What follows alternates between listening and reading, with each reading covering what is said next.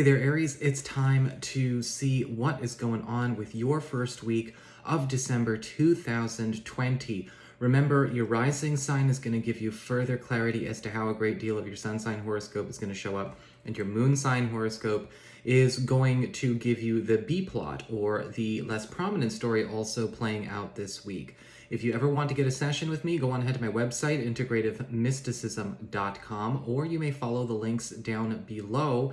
And Sunday, December 6th at 2 p.m. Pacific time, US and Canada, I am hosting a webinar, the Grand Shift webinar, where we will be going through a great deal of guided attunements, energetic adjustments, healings, clearings to get aligned with these new frequencies that are going to be surging through the solar eclipse in Sagittarius and the grand conjunction and solstice, all of this gorgeous stuff coming through. So if you're interested in taking part of that, you can of course go to my website, integrativemysticism.com. I will also be sending out replays to everybody who purchases, so even if you can't be there on the day, you will have access to the material. Now, speaking of the eclipses as well, one more thing, don't forget the Gemini lunar eclipse video is already up on my main channel page under the New Light Astrology playlist. So, what is going on when it comes to your week?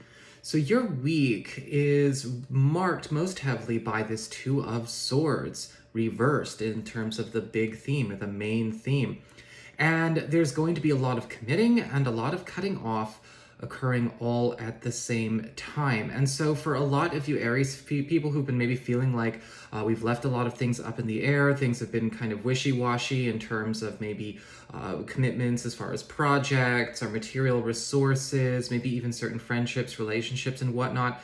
Now things are finally locking in and things are actually getting on a more steady course. There's a lot less ambiguity in the air.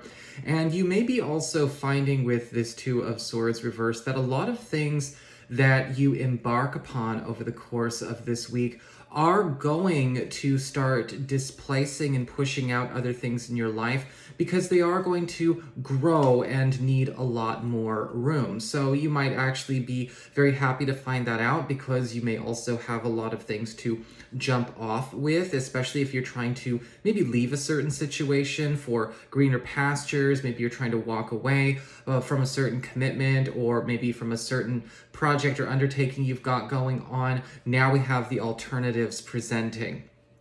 Now, when it comes to your personal responsibility card, right, what you want to keep an eye on and work with so that you have the best week possible is the Lover's card reversed. Give yourself permission to leave situations that are not win-win and not in the highest interest of all concerned. You're going to be seeing a lot of ties and a lot of alliances and a lot of associations coming up for evaluation, especially ones where maybe the terms of the connections, terms of these commitments, terms of these alliances are not being honored, or perhaps there was something a bit discordant or unhealthy about them in the beginning.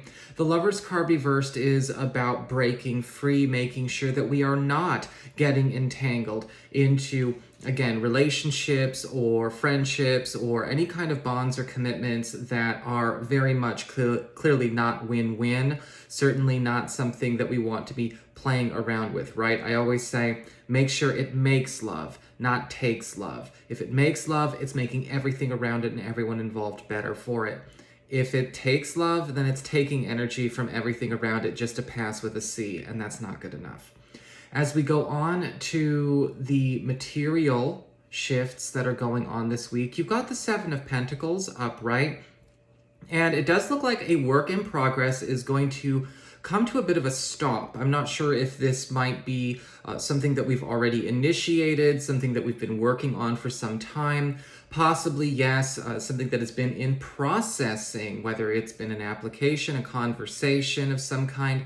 But the Seven of Pentacles is not saying that this actually has to be a bad thing. It may actually be slowing down for one of two reasons. One, it's come to a stop because there is that better alternative presenting this week that does need your attention and your active consideration. The other alternative it could be is that it's coming to a pause because it's actually about to evolve into something bigger and better, and we don't necessarily want to, count our eggs before they've hatched. And in this case, we don't want to throw anything out that we don't know is as good as it could be. When it comes to your non-material shifts, your, close one-on-one relationships, your personal life, your social life, you've got the King of Pentacles upright. And this may be something that also makes you reconsider a little bit of that Seven of Pentacles. Let's wait and see. Let's also entertain this other alternative that's coming in. Because I'm seeing with the King of Pentacles, there does seem to be a breakthrough when it comes to either a friendship or a relationship partner bringing in a new lead, something that's actually very, very promising to you. Now, whether this is something that you will get by partnering with them and sharing it with them, or maybe something that you take on as a gift from them, something that they're giving to you, that depends. For those of you who are curious about, again, just what kind of adventure this might start, this does look like something where there is a documented history or there is some familiarity, whether you know this lead, you know this recommendation, you know this person, or you've heard of them, or it's easy to kind of get the 411 on them. This is where a lot of this week is going. In fact, even when it comes to new potential love partners, there may even be, whether or not the relationship goes anywhere, a lead in it for you that benefits other areas of your life as well. As we get on to your personal shifts, what you got to pay attention to when it comes to your own growth, your own lessons for this week, we've got the Devil upright. And it's really going to be important to pay attention to things that you might keep yourself in, knowing full well that nothing, ideal or nothing good is coming from it, and ditch all of the excuses you give yourself, ditch all of the justifications you give yourself if you have anything, whether it's other people's stories. Sometimes the vice could be an attachment to a person or a situation out of empathy or out of sympathy for what's going on the other end. Sometimes this is something we get stuck in because we get comfortable, right? The devil and you can actually look at this as sort of a warning about facing the devil for real, right? We've got so many cards saying, time to commit to new things, time to break away from what is no longer a win-win situation. Facing the devil is going to be a very important part of that. So that is what I've got for you, Aries. I hope you enjoyed it. If you did, don't forget to like, share, and subscribe. I appreciate it. And should you ever want to get a session with me, go on ahead to my website. It's integrativemysticism.com.